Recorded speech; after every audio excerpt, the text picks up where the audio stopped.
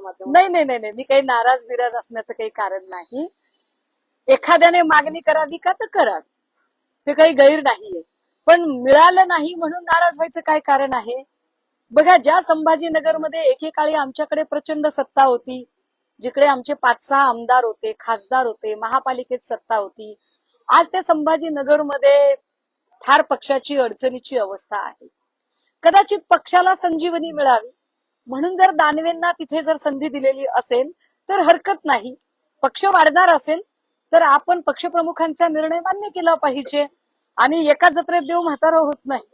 त्यामुळे माझ्यासाठी अजून खूप मोठा स्पॅन आहे आणि तो मोठा स्पॅन मी लढला पाहिजे. उलट मला याचा जास्त आनंद आहे की कदाचित पक्षप्रमुखांनी जर असा निकष लावला असेल की आपण सुषमाताईंना जरी नाही दिलं तरी त्या नाराज होणार नाहीत आणि त्या कुठल्याही पक्षात जाणार नाहीत, तर मला वाटतंय हा माझा पक्षनिष्ठा, माझ्याबद्दलच्या पक्षनिष्ठेचा सन्मान आहे. माझ्यावर पक्षप्रमुखांनी दाखवलेला विश्वास आहे की मी कुठल्याही परिस्थितीत, पद असो किंवा नसो, मी त्यांच्यासोबत ठाम राहणार आहे. हा विश्वास असल्यामुळेच त्यांनी हा निर्णय घेतला असेल. चांगली गोष्ट आहे.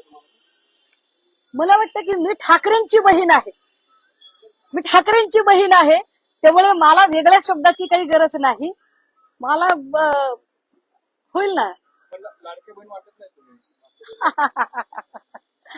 काय आहे माहितीये का, 1500 रुपयावर खुश होणं याला जर लाडकी बहीण म्हणत असाल तर सॉरी, मी काही त्याच्याशी सहमत नाही. माझ्यासाठी पदांपेक्षा सुद्धा सन्मान जास्त महत्वाचा आहे, सुरक्षितता जास्त महत्वाची आहे. माझी सुरक्षितता, माझा सन्मान पक्षामध्ये शाबूत आहे, हे माझ्यासाठी महत्वाचे आहे.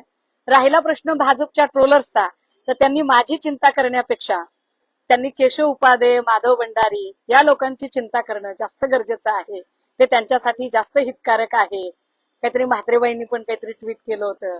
आता त्यांचं तर काय कोणी सांत्वन करावं असो, कारण नीलम गोरेंसारख्या अत्यंत निरुपयोगी महिलेला 5 वेळा, कारण ब्लॅकमेलिंग केलं जातं ना, त्यांना माहितीये की आता नीलम गोरेला दिलं तर नीलम गोरे पुन्हा भाजपकडे सुद्धा टुनकन उडी मारू शकतात. त्यामुळे कधी कधी अशा ब्लॅकमेलिंग करणाऱ्या निरुपयोगी लोकांना पण द्यावं लागतं. त्यातून कदाचित नीलम गोरेंना मिळाली असेल ती जागा, पण त्यामुळे काम करणाऱ्या पक्षातल्या चांगल्या महिलांवर नक्की अन्याय झाला असेल.